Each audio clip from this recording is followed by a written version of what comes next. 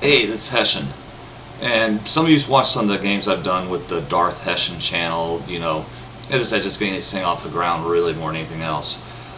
Anyway, I saw something interesting today, and I just kind of had to comment on it and actually want to get this out and get people's take on this.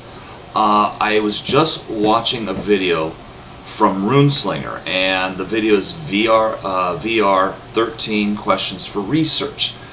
And one of the first questions he asked was, were there any negative connotations or things that happened in a negative way because you were into gaming in general? And he was talking about being a teenager and the 80s, what they call it, satanic panic, that they thought because if you played Dungeons & Dragons, you were getting in the world of devils and demons, which turned out to be total BS. And I do remember this when I was that age, because I too am a product of the 80s, and I remember it very well.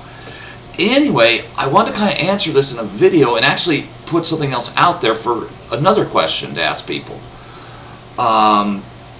Personally, my own experience, I was a gamer when I was young. I started maybe about 11, 12 years old playing the original Dungeons & Dragons. I remember the red box. I got that when it came out. I couldn't tell you the exact year it was, I just don't know.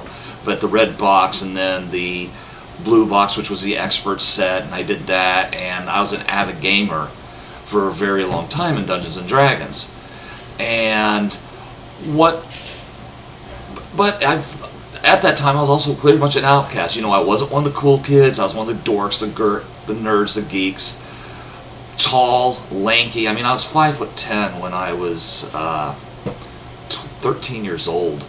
I played center on the basketball team in my elementary school because I was so tall. 6th grade, I was the third tallest kid in the school. And I just didn't grow anymore. I stayed that height pretty much the rest of my life. But I had that label. I wasn't cool. I was a neat dork, and gaming was an escape for me in a lot of ways, and I really, really enjoyed it. But there's another escape I had, and that's the one I embraced, and that's heavy metal.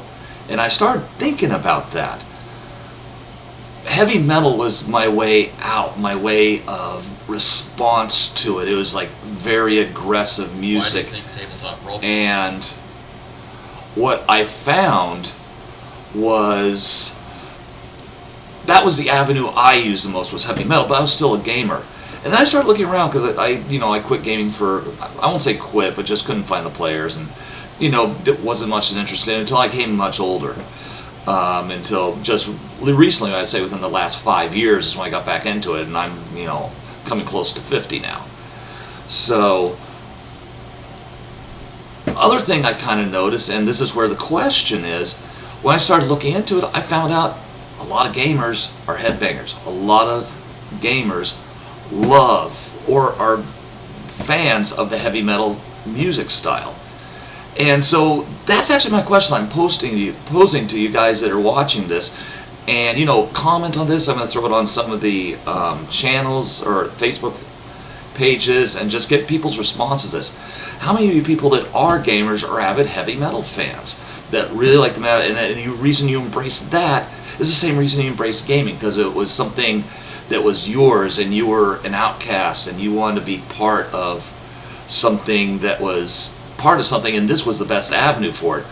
And that, except for heavy metal, was a belonging of other people that were outsiders. So I'd just like to get everybody else's take on this, see how they feel.